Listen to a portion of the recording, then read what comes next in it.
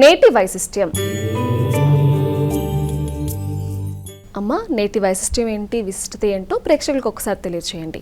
నేటి వైశిష్ట్యంలో భాగంగా ఈ రోజున మనం చెప్పుకునేది ఏంటంటే, మొట్టమొదటిది ఈ వైశాఖ పౌర్ణిమ. దీన్ని బుద్ధ పౌర్ణిమ అని కూడా అంటారు కదా. కాబట్టి ఈ రోజున ఈ పౌర్ణిమ, ఈ బుద్ధ పౌర్ణిమ, బుద్ధుడికి సంబంధించిన విషయాలు, బుద్ధుడికి సంబంధించిన ముఖ్యమైన ఒకానొక ప్రదేశం గురించి మనం ఈ రోజున కొంతవరకు సమయం ఎంత అనుకూలంగా ఉందో అంతవరకు ఆ సమయంలో మాట్లాడుకుందాం. ముఖ్యంగా మనం చూసినట్లయితే బౌద్ధ మతాన్ని ప్రచారం చేసిన బుద్ధుడు, ఆయన ప్రతిపాదించిన సూత్రాలు, ఆయన సఫరింగ్ కాజ్, సఫరింగ్ అనే దుఃఖానికి కారణం, ఆ దుఃఖాన్ని ఎలా మనం నిరోధించగలగాలి, అలాగే దుఃఖానికి ఉన్న అసలు కారణాలు ఏంటి అన్న విషయాలు మొదలైన సూత్రాలన్నింటినీ కూడా ఆయన ఎక్కువ ప్రతిపాదించాడు. ఆయన ఎప్పుడు కూడా తన యొక్క సిద్ధాంతాలు, తనకి సంబంధించిన 4 ముఖ్యమైన ప్రదేశాలు చెప్తారు ఎప్పుడు కూడా గౌతమ బుద్ధుడికి సంబంధించి. గౌతమ బుద్ధుడికి అసలు ఆయన పుట్టింది ఎక్కడ, లుంబిని దగ్గర ఆయన జన్మం అనేది. అయితే ఆయన పుట్టిన తర్వాత శుద్ధోదనుడు ఆయన తల్లికి సంబంధించి ఈయన పుట్టిన తర్వాత అక్కడ లుంబిని దగ్గర పుట్టడం అనేది మొదటిది. లుంబిని అనేది చాలా ఇంపార్టెంట్ ప్రదేశం. ఆ తర్వాత ఆయనకి ఎన్లైట్మెంట్ అంటే ఆయనకి జ్ఞానోదయం, బోధి వృక్షం, అది బుద్ధగయలో చెప్తారు ఆయనకి. రెండోది. మూడోది ఫస్ట్ ఆయన ధర్మ పదం, ఆయన ప్రవచనాలు అనుకోండి ఆయన చెప్పింది వారణాసి దగ్గర ఉండే సారనాథ్, మూడోది అతి ముఖ్యమైన ప్రదేశం.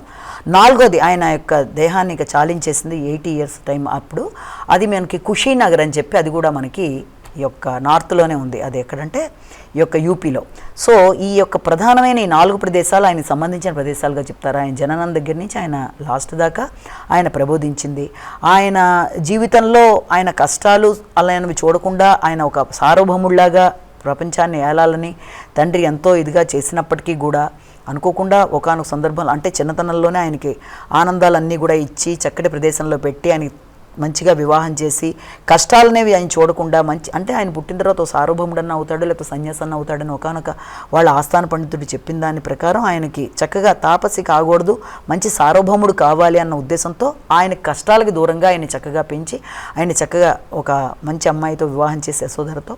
తర్వాత కొంతకాలానికి వాళ్ళకి రాహులుడు అనే పిల్లాడు పుట్టిన తర్వాత అనుకోకుండా ఆయన ఈ ఊరికే విహారానికి బయటికి వెళ్ళినప్పుడు ఆ యొక్క రథని నడిపే వ్యక్తి ద్వారా కష్టాలు అనేవి ఆయన చూడడం జరిగి, వ్యక్తులు వృద్ధాప్యం, అలాగే వ్యక్తి యొక్క మరణాలు, ఇలాంటివన్నీ చూసి ప్రతి వ్యక్తి జీవితంలో ఇవి తప్పవు అన్న విషయాన్ని ఆయన తెలుసుకొని దాని ప్రకారం ఆయన ఇది కాదు జీవితం అన్నట్టుగా ఆ రాజ్యాన్ని అన్నీ వదిలిపెట్టి భార్య పిల్లల్ని ఆయన దూరంగా వెళ్ళిపోయి, ఆ తర్వాత దానికోసం ఆయన కృషి చేసి ఒక సన్యాసిగా మారి ఆయన చాలా విధాలుగా ఇది చేశాడు. అయితే ఇవన్నీ జరిగింది మొత్తం ఈ 4 ప్రదేశాలు ఆయనకి చాలా ముఖ్యమైన ప్రదేశాలుగా చెప్తారు. ఈ లాస్ట్ది కుషీనగర్ అనేది ఆయనది లాస్ట్ ప్లేస్. అక్కడ ఆయన ఇది చేయడం, సారనాథ్లో ఫస్ట్ ఆయన ప్రవచనాలు మొదలుపెట్టి చేసినట్టుగా ఆయన యొక్క ధర్మ పదాన్ని ఆయన ప్రబోధించినట్టుగా. అయితే ఇవన్నీ ఒక ఎత్తు అయితే ఇక్కడ ఈయనకి చాలా పేర్లు ఉన్నాయి. సిద్ధార్థుడు అంటారు, గౌతముడు అంటాడు, గౌతమ బుద్ధుడు, చాలా రకంగా ఆయన్ని చెప్పడం జరుగుతుంది.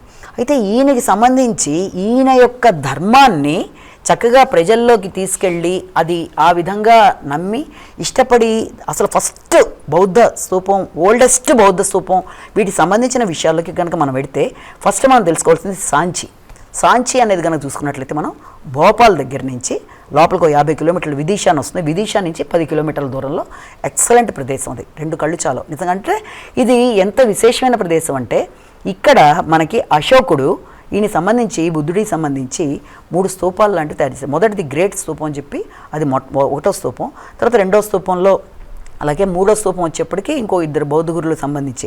అంటే మొదటి స్తూపంలో ఈ యొక్క బుద్ధుడికి సంబంధించిన అవశేషాలు ఉన్నాయన్నట్టుగా వాళ్ళు ఇది చేస్తారు. అంటే ఇది అంతా కూడా ఈ యొక్క అశోకుడి యొక్క ఆయన బౌద్ధ ధర్మాలని నమ్మి ఆయన కళింగ యుద్ధం తర్వాత ఆయన దాదాపుగా 3 BC అంటే ఎప్పుడో చాలా పురాతన కాలంలోనే ఆయన బుద్ధుడికి సంబంధించి ఇది ఆయన ప్రతిపాదించి ఈ ప్రదేశంలో ఏర్పరిచాడు. ఇది అప్పటికి కూడా బౌద్ధ భిక్షువులందరికీ కానీ బుద్ధుడిని ఇష్టపడే వాళ్ళందరికీ అది ఒక చక్కటి ఒక పిల్గ్రిమేజ్ ప్లేస్ అనమాట. చాలా చక్కగా ఉంటుంది.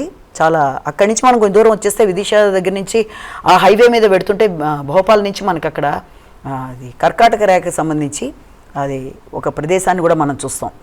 అది కూడా చాలా బాగుంటుంది.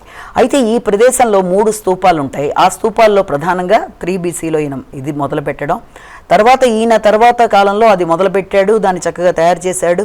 అది చాలా విశాలంగా చాలా బాగుంటుంది ఆ స్తూపం. దాని మీద అంతా కూడా ఆయన యొక్క బోధనలు కానీ ఆయన విషయాలు కానీ అన్నీ చెక్కి చక్కగా ఉంటాయి. అది మొదటి స్తూపం. తర్వాత ఆ స్తూపం పైన అండాకారంలో గోడల లాంటిది ఉండడం, దాని మీద ఛత్రంలాగా అన్నీ చేయడం చక్కగా. దాంట్లో అది కాకుండా ఇంకొక స్తూపం తర్వాత రెండో క్రీస్తు BCలోనే సెకండ్ దానికి వచ్చేటప్పటికి తర్వాత శుంగవంశ రాజులు వాళ్ళు ఇది చేయడం అనేది దాన్ని, తర్వాత మళ్ళీ మొదటి యుగంలో ఈ గుప్తుడు వీళ్ళందరూ కూడా ఇది చేయడం, అలా విశేషమైన ప్రదేశంగా దాన్ని చూడడానికి. దీని యొక్క ప్రత్యేకత ఏంటి అంటే దీనికి బుద్ధుడు ఇక్కడ ప్రధానంగా డైరెక్ట్ లింకు లేకపోయినా ఈయనకి ఆయన సిద్ధాంతాల మీద గౌరవంతో ఇష్టంతో కళింగ యుద్ధం తర్వాత దాన్ని ఆయన ఎస్టాబ్లిష్ చేశాడు. ఎవరు? ఈ యొక్క అశోకుడు. ఆయన సూత్రాలు ఆయన పద్ధతులు నమ్మి 84,000 చోట్ల స్తూపాలని ఏర్పరిచాడు. ఇది ఒక ప్రధానంగా మొట్టమొదటి దానిగా కూడా దీన్ని వాళ్ళు చెప్తారు. తర్వాత కాలక్రమేణా అది డౌన్ అయిపోయిన తర్వాత మళ్ళీ దాన్ని సరిచేశారు చాలా. అయితే దీని గొప్పతనం ఏంటంటే యునెస్కోలో అంటే ప్రపంచ వారసత్వ దాంట్లో ఇది 1989లో దీనికి ఒక ప్లేస్మెంట్ వచ్చింది. యునెస్కోలో ఇది ఒక ప్లేస్మెంట్ అన్నమాట దీనికి ఇది. తర్వాత మనం కనుక చూసినట్లయితే 200 రూపాయల నోటు వెనకాల కూడా మొదటి వైపు 2 వైపులా భాగాల్లో ఒక వైపున ఈ సాంచి ఇది ఈ యొక్క కట్టడం కూడా చక్కగా కనబడుతుంది, ఈ యొక్క బుద్ధుడికి సంబంధించింది. అలాగే ఇది చాలా విశేషంగా పర్యాటక కేంద్రంగా కూడా చెప్తారు. ఇది చూడడానికి చాలా చక్కగా అన్ని బుద్ధుడికి సంబంధించినవి, దాని మీద ఏనుగులు, తర్వాత సింహాలు, తర్వాత ఈ యొక్క కుండ ఆకారం అన్నీ చాలా చక్కగా ఎంతో వాస్తు శిల్పాన్ని ఆ సమయంలో ఉండేది. అంటే దాదాపుగా అప్పటి బౌద్ధుడిది మనకి BC 3వ శతాబ్దం నుంచి 12 దాకా అన్నీ కూడా అప్పుడు మౌర్యుల కాలం నుంచి గుప్త యుగం దాకా అన్నీ చాలా చక్కగా దాని మీద శాతవాహనులు కూడా దాన్ని డెవలప్ చేశారు. తర్వాత అవన్నీ కూడా అందులో చాలా విశేషంగా మనం చూడడానికి అనుకూలంగా ఉంటుంది. కాబట్టి ఈ బుద్ధ పౌర్ణమి నాడు అక్కడ కూడా విశేషంగా దానికి సంబంధించి ఒక మ్యూజియం కూడా ఒకటి ఏర్పాటు చేశారు బుద్ధుడికి సంబంధించి. ఆ మాన్యుమెంట్స్ అవన్నీ కూడా చూడడానికి చాలా విశేషమైనవి, అతి పురాతనమైనవి, ఎన్నో వేల సంవత్సరాల క్రితంవి. చూడడానికి 2 కళ్ళు సరిపోవు. కాబట్టి సాంచి చాలా మంచి ప్రదేశం. ఈ సమయంలో దాన్ని మనం తలుచుకోవడం చాలా ఆనందదాయకంగా ఉంది. నమస్కారం.